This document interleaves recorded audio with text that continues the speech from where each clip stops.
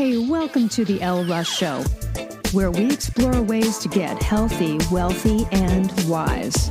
With a combination of guest interviews and solo episodes, I hope you will be inspired and motivated to become the best of whatever you are. I'm Elle Russ, #1 best-selling author and subject expert with over a decade of helping thousands of people across the globe.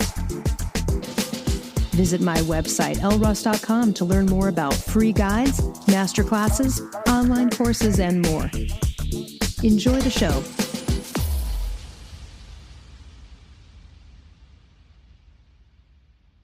The power of encouragement. I really want to spend some time with this topic today because I don't think that we all do enough of this. We all hope and wish, for people to pat us on the back. You did a great job. Hey, you know how funny you are? Recognizing things about us, it is so nice, right? To be genuinely complimented or genuinely encouraged towards something. So if you've read my book, Confident as Fuck, if not, I always suggest the audiobook because I read it. So I always talk about being down with other people's confidence, down with OPC. Yeah, you know me. That's just like an old dumb 80s rap reference. But so it's really true though. There's so many times that we roll our eyes when other people are like, oh, I'm thinking I might do this, or I might try to be an influencer, or like whatever their thing is. And we kind of go, good luck with that as we roll our eyes, right? And I talk a lot about being a downer in this way and how it's going to affect your confidence and your success. So let's talk about the power of encouragement. And I'm not going to talk about it in a base way, right? Of course, encouragement is a powerful tool. It impacts the lives of those around us and also ourselves. So, look, whether it's a kind word or it's a gesture, sometimes even a simple smile. Actually, just the other day, I was at a restaurant. I went into the restroom and there were two doors in this restroom that looked like the exit doors, but one was obviously a locked closet. So when I walked in there, a woman was like struggling to try to get out the wrong door. And she heard me come in. She turned around, realized kind of like she felt stupid.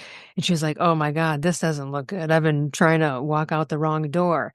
And I just was like, oh, I actually made a blonde joke. I was like, oh, hey, look at me. I'm blonde. You know how often this happens? And then we just like laughed. And she goes, hey, thanks for being so nice about it, or something like that. And I didn't follow up with that. She walked out the door. I wanted to be like, what do you mean nice about it? Who would be a dick about that, right? But even in that situation, a smile, a joke, right? I'm offering support. Nah, I don't feel stupid. Happens to all of us, kind of thing, making it a fun thing versus making her walk out of there and feel stupid. What if I just like looked at her, weirdly, right? So that's even encouragement. But maybe it's positive self-talk, right? It's your own encouragement. Either way, all of this has such power to lift up people, build their confidence, and help them overcome obstacles.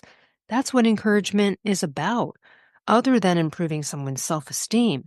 And here's why, because really, when people feel appreciated and valued, they're just more likely to believe in themselves and their ability to prevail. And so this increased confidence that you can give someone through the power of encouragement leads to better performance, increased success personally and professionally. It helps people obviously overcome challenge, right? When someone's facing a crappy time, a word of encouragement, a similar empathetic story can give someone the strength and motivation to keep going. And of course, especially important for anyone dealing with mental health issues like depression and anxiety. By showing someone, hey, you're not alone. We believe in you. We're here to help you through this. So many people have overcome this. I know you can do too. May not seem like it now. These are the kind of words that can help people overcome hurdles and feel hope that there might be a better future. And so another aspect of this is encouragement has the ability to bring people together and bring people closer, because when people feel that they're encouraged, they're really more likely to be open and supportive of others, which obviously leads to stronger relationships, increased teamwork, and a more positive work environment. I want to touch base on this. Increased teamwork, positive work environment. When I used to do sketch comedy, you're talking about doing a show with 8, 9 people. We all have to be each other's set decorators, right? Helpers. It's not like we have a professional team. Usually sketch comedy theaters are 100-seat and unders. They're not unionized, which means it's kind of like, you're bringing your own costumes and doing your own stuff. And when I used to perform sketch comedy, which I did for many, many years, like 10 years in Los Angeles and Chicago, um, this is what I noticed about me in hindsight. I loved to laugh. That's why I was there. And I was a good laugher. People would want me in their audience, because like I had a good loud laugh. Um, but also I would always encourage others, and it wasn't fake. It's like if someone just made me crack up, I would go up to them afterwards and go, that fucking sketch is so funny, Tony. Tony, you were so good. That was so good. But here's the other thing too, because I'm authentic and not a people pleaser, and people knew this about me. When I would compliment someone deeply, they would say, "That means a lot coming from you because I know you don't blow smoke." But that didn't stop me from continually encouraging everybody. I felt like I had actually, when I was in grade school, I won an award for like school spirit, which I still think is kind of funny because I kind of hated school. But anyway, I felt like I had the best spirit there. I won lots of awards. I had all my sketches. I got more sketches into shows than anyone else in my group often, and just highly productive. And I believe that part of that in hindsight was because I was just in the moment so happy to be there, loving every minute, laughing my ass off, appreciating the shit. I still to this day will text a friend because I was reminded of a sketch, and I'll be like, "Oh, dude, I was just thinking about that sketch you wrote and I'm laughing my fucking ass off. That just killed me today." Memories, you know what I mean? The stuff's still making me laugh. I'm still giving the encouragement. It's been like 10 freaking years or more since I have done sketch comedy live, and I will still reach out to my sketch comedy buddies who I don't talk to very often. Maybe we see each other once every couple of years or whatever. So it's just so important. And that positive, and that's what we're all here for, fun, right? So we need more of, you got this, you can do it. Hey, I'm here for you. You're not alone. Look, you're going to do great. I admire you. You should be so proud of yourself.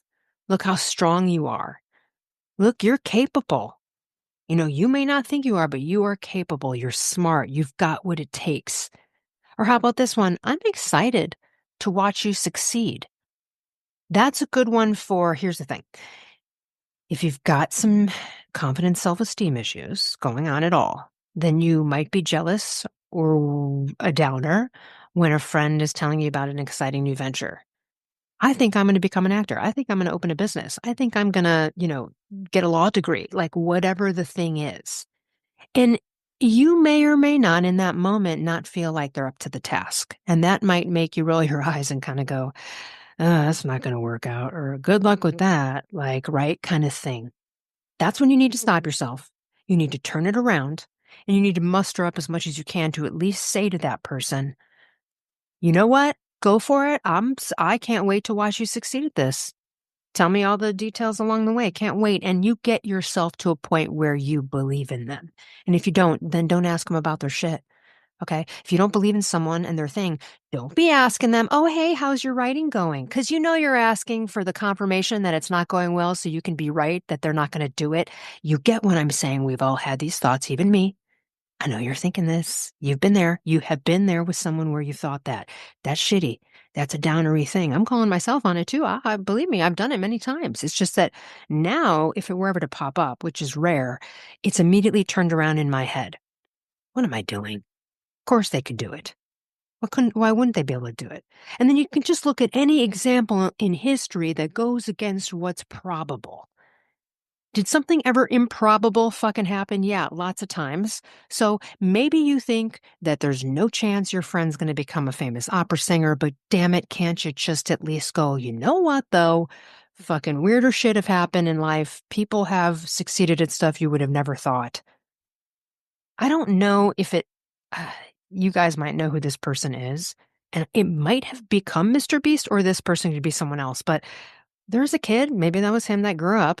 There was a kid on YouTube who made like $1 million a year, just like videoing himself playing video games and commenting on it. Like no one would have ever been like, oh yeah, that's $1 million idea. You know what I'm saying? So think about those types of things. The next time you think your friend's stupid for trying this. Now, look, I had a friend who came to me with a business idea, and I told them, I said, I'm just going to play devil's advocate and tell you the reasons I think this is not probable or likely. And that's kind of a downer because it still is probable or it still is likely, it still could happen, is what I'm saying. And I just gave them the devil's advocate points. And, we talked about that, but that doesn't mean that I walked away from the conversation going, never going to work out, such a dumb idea. It was more like, hey, I spoke my piece and I told them what my potential concerns were with maybe the reality of that being successful. But again, to discount that as well, because so many people have succeeded in the face of similar situations, right? The other thing I want to point out, I've spoken about this before in the past, but I think this is so important to appreciate people actively. And what I mean, I don't mean please, thank you, you're so sweet. Those are real, just flippant. They're wonderful, but they're flippant and just kind of like, off the cuff throwaways. When's the like, you notice things in your friends or your loved ones or your family members that you like. I mean, sure, you might have a family member where you don't like anything about them. I get that. But let's just take the people in your life that you love and you like, your friends, your family, your boyfriend, your girlfriend, partner, whatever. There is something like if I were to ask you, hey, will you just really think hard and like give me a list right now of the things about them that you really appreciate and admire? Look, it could be anything from they're really patient. They're just extremely patient when they're at a line. If there's a problem with the phone company and they're on hold with an overseas customer service representative, like it could be that. It could be they're brilliant. It could be they're hilarious, right? It could be like they're just such a great mother. They're so kind. It doesn't matter what the positive thing is, right? There's something. Now, then I would ask you, when is the last time you told any of them those things? You probably just didn't offer them up. It's nice every once in a while because in your head, you're recognizing it. You're going, wow, he's really smart. Or wow, you know what? She's fucking patient. And that's such a good quality. If you notice it, say it. It's so nice to just say to someone, you know what I've noticed about you? You're like so freaking patient. And I'm noticing how impatient I am and how that's something I have to work on. That's a really good quality, you know? Anything like, right? I'm sure you're thinking now about your friends and family and a few of these characteristics. And it's like, you may tell other people, right? Oh, he's so funny. He's so sweet. Wow. They're so pure of heart. Or I love that they've got a wicked sense of humor, yet they're just one of the kindest people on the planet. You probably said some shit like this to other friends about the people you love and like. Start saying it to them. This is a comment about romantic relationships I'm going to make, but usually when someone cheats on someone in a relationship, okay, I'm not just talking about just people that are fuck all out there being whatever, but just usually, generally, when people cheat in a relationship, it's not because the other person is better looking, more successful, blah, blah, blah.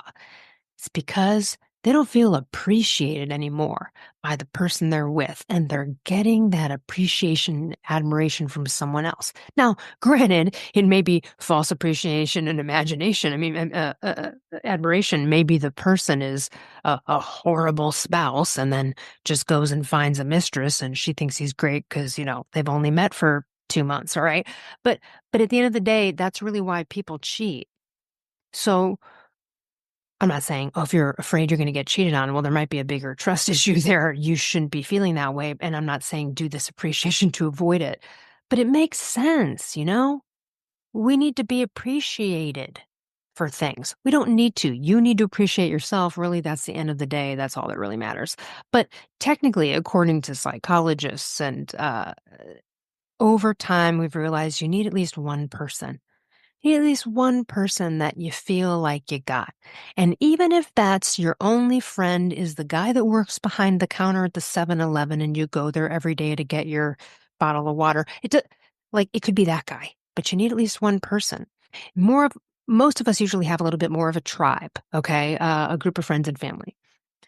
I would suggest that if you don't admire or like anything about the people around you, start to shift and work on intending new friendships and new relationships, which I've done as an adult and I've done in the past, and it works and it's great. So what can you, maybe in the next week, is there someone you love?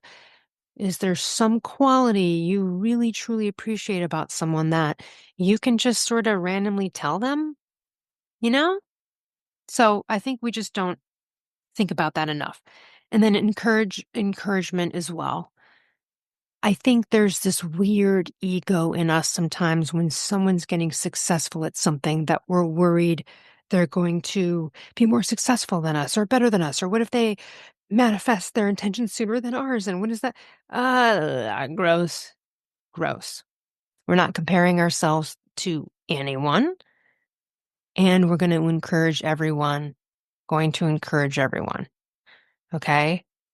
Look, what if they fail? That's fine. At least you're going to feel good about the fact that you encouraged them and gave them all you got. By the way, people feel when you're not really encouraging them and you're fake about it, and they're not going to want to hang out with you. They're going to feel it. They're going to feel it. I feel it. I've also felt it from me. I've felt it before when I'm not giving out good energy. You may have too, right? So we want less of those moments in life. So let's just make a mental note to maybe appreciate someone in a detailed way, maybe support someone this week in a way. And and if you haven't before and it seems like it's going to be weird coming from you because maybe you've been thinking it but you haven't said it and now you're like, well, that person's going to be weird now that I say this. You can always preface it with be like, I know I may not say this enough. I'm thinking it though, and I just realized I don't say the things I think. And one of the things I keep thinking about you is how amazing it is, how patient you are, or how passionate you are about what you do, or what a risk taker you are, or I just love that you go for shit against all social construction, you know? Like, for example, this brings up one of my cousins who a couple of my cousins grew up in banking.